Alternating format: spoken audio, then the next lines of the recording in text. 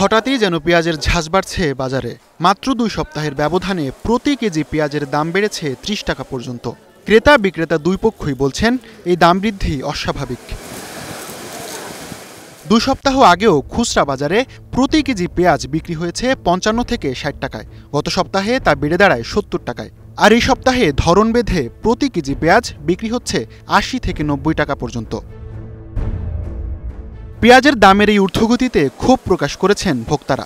তাদের মতে বাজার মনিটরিং না থাকায় এ ধরনের অস্বাভাবিক মূল্যবৃদ্ধি হচ্ছে। গত সপ্তাহে পেঁয়াজ কিনেছিলাম আমার মনে হয় যে 60 টাকা দরে পাইকারি, এখন আমি পাইকারি কিনছি যে আপনার 80 টাকা দরে।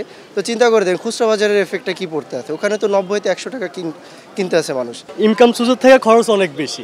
পাইকারি বাজার একটা 1000 টাকা নিয়ে আসলে আপনার 2-3 পদের নিলে এরপর আপনার টাকা থাকে না। বিক্রেতারা জানান কৃষকদের হাতে থাকা অনেক পেঁয়াজ নষ্ট হওয়ায় বাজারে সরবরাহ কমেছে, ফলে পাইকারি বাজারেই দাম বাড়তি পেঁয়াজের।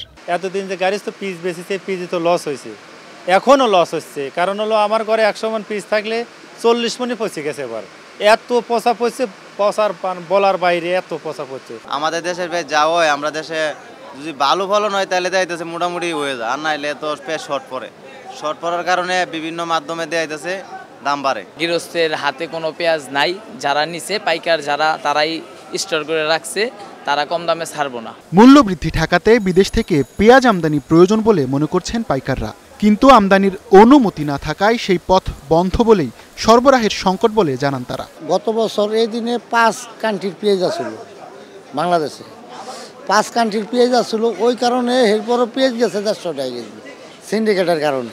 আর এই বছর অন্তরে সরকার একটা পেঁয়াজ বাংলাদেশ আনে নাই। কৃষি সম্প্রসারণ অধিদপ্তরের তথ্য অনুসারে গত 2024-25 অর্থ বছরে দেশে 44 লাখ টন পেঁয়াজ উৎপাদন হয়। চাহিদার তুলনায় উৎপাদন বেশি হলেও সংরক্ষণ ব্যবস্থার ঘাটতি এবং পচনশীল পণ্য হওয়ায় অনেক পেঁয়াজ নষ্ট হয়। তাই বাজারে পেঁয়াজের সরবরাহ ঠিক রাখতে বিদেশ থেকে আমদানি করতে হয়। তবে এখন সরকারি সিদ্ধান্তেই বন্ধ আছে পেঁয়াজের আমদানি।